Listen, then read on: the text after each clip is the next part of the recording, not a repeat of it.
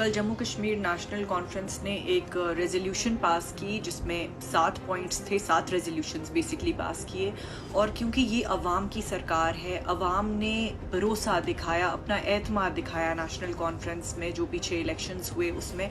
और ये जो हुकूमत है ये हर उस इंसान की हुकूमत है जो जम्मू कश्मीर का बाशिंदा है, सिटीज़न है।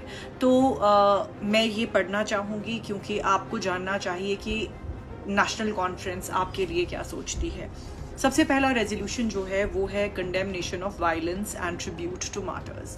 जो पहलगाम की बात चल रही है यहाँ पर 26 बेगुनाह लोग जो मारे गए, उसमें हम सब ने, आपने और हमने दुख मनाया। हम उन 26 घरों के दुख में एकदम शरीक हैं दिल से, क्योंकि वो लोग यहाँ घूमने आए थे और जो उनके साथ हुआ या अल्लाह रहम। और उसमें एक कश्मीरी भाई की जान भी चली गई, अल्लाह उसे भी जन्नत में जगह दे। और फिर जो इंडिया पाकिस्तान सिचुएशन बनी पहलगाम अटैक के बाद, उसमें 23 बेगुनाह लोग जो हैं उनकी जानें चली गई, और वो जानें भी इक्वली इम्पॉर्टेंट थी। सोचिए आप कितने घर बर्बाद हो गए। इसलिए जब भी हम कहते हैं दोनों मुल्कों को दोस्ती करनी चाहिए, आपस में एक अच्छा रिश्ता बनाना चाहिए, बातचीत का माहौल बनाना चाहिए, हम इसीलिए कहते हैं क्योंकि जम्मू कश्मीर के जो लोग होते हैं वो इमीडिएट सफरर्स बन जाते हैं। दूसरा जो रेजोल्यूशन है वो है reaffirmation of commitment to special status. जो हम इलेक्शन के दौरान, इलेक्शन से पहले 5 अगस्त 2019 से बात कर रहे हैं कि हमारे जो राइट्स इलीगली, अनकॉन्स्टिट्यूशनली और अनडेमोक्रेटिकली जो हैं ख़त्म किए गए, उन राइट्स की हम वापस बात कर रहे हैं कि आप हमारे को वो राइट्स जो हैं वो वापस कर दें, स्पेशल स्टेटस वापस कर दें।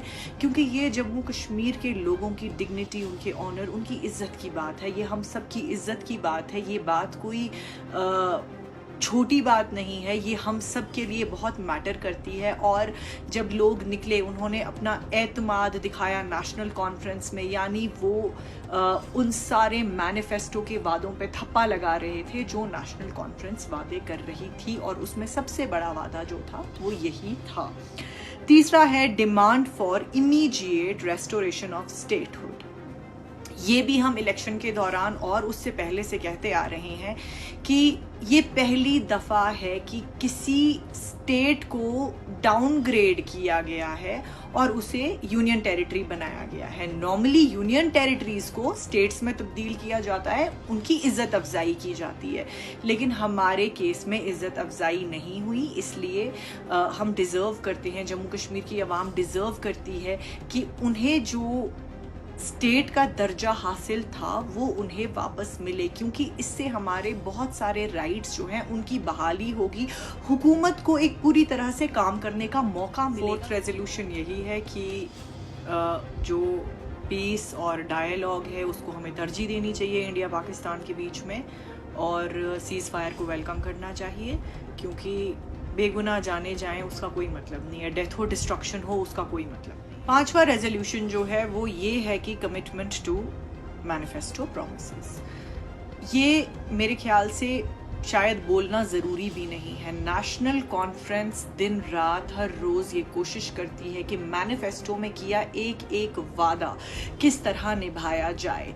क्योंकि हमारे पास स्टेटहुड नहीं है, क्योंकि हमारे पास पिछले राइट्स नहीं हैं, तो इसलिए जो वो कोशिश है वो जारी है, और इंशाल्लाह रोज़ हम एक कदम आगे बढ़ते हैं वो वादे पूरे करने के लिए। A to Z 1 to 10 जितने भी वादे किए हैं वो मुकम्मल करने के लिए, लोगों तक वो सारी सहूलियत देने के लिए जो हमने उस वक्त इलेक्शन के दौरान जो हमने वादे किए। रेजोल्यूशन नंबर 6 मैं आपको पढ़ के बताती हूँ। Recognition of public solidarity and call for restaurant. ये मैं आपको थोड़ा सा विस्तार से समझाती हूँ। इसमें ये कहा गया है बेसिकली जो 22 रन पहलगाम में अटैक हुआ, कश्मीरियों ने अपने दिल के दरवाजे और अपने घरों के दरवाजे खोले टूरिस्ट भाइयों के लिए जो यहाँ पर फंसे हुए थे, निकलना चाह रहे थे। और मैंने खुद देखा बहुत सारे रिक्शाज पे और बाकी ट्रांसपोर्ट के जो मीन्स हैं उन पे ये लिखा होता था फ्री राइड्स फॉर टूरिस्ट्स, चाहे वो एयरपोर्ट जा रहे होते या कहीं और जा रहे होते। तो कश्मीरियों ने प्यार दिखाया, मोहब्बत दिखाया, दुख दिखाया, क्योंकि इस्लाम कहती है कि अगर आपने एक बेगुनाह का कत्ल किया है तो आपने सारी इंसानियत का कत्ल किया।